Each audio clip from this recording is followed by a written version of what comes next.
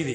பள்ளிவாசல் வந்தால் அவசரப்படாதீர்கள். ஏன்னா இங்கெல்லாம் நம்ம நிதானிச்சு இருந்து வெளியில போனா பரக்கத். இன்னும் சில பெருமக்கள் அழகா எழுதுவாங்க, உள்ள வர்ற போதே எத்திகாஃபுடைய நியத்துல வந்துடணும். பள்ளிவாசல்ல காலை வைக்கிற போது சாலிஹிங்களை பார்க்குறோம்.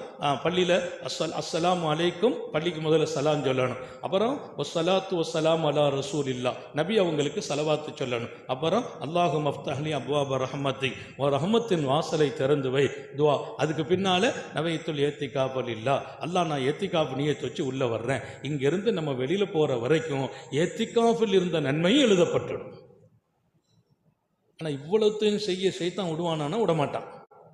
இவர் வரும்போதே அவசரம். முதல்ல வடது காலா இடது காலா, எந்த காலை வைக்கிறோம்னே தெரியாது. எந்த காலை வச்சு வந்தோம், எந்த காலை வச்சு போறோம்னு தெரியாது. அதை விட இந்த அவசரத்தின் பாதிப்பு, ஒரு கால் ரெண்டு காலில் மட்டும் ஒரு கால் செருப்பு ஒரு காலில் மாற்றி போட்டு இங்கே பார்த்தீங்கன்னா ரெண்டு செருப்பு கிடக்குது, ரெண்டும் வடது காலாக கிடக்குது. இவர் அவசரத்தில் இன்னொருத்தர் செருப்பு ரெண்டையும் மாட்டிட்டு போய் ஏகப்பட்ட குழப்பம். அவசரத்தின் வெளிப்பாடு. எனவே பள்ளிவாசல் வந்தவர்கள் வெளியே செல்வதில் அவசரம் காட்டினால் அவர்களின் வாழ்விலும் வளத்திலும் பொருளிலும் பரக்கத் எடுக்கப்படும், வறுமையும் தரித்திரமும் ஏற்படும். இதை நம்ம ரொம்ப கவனத்தில்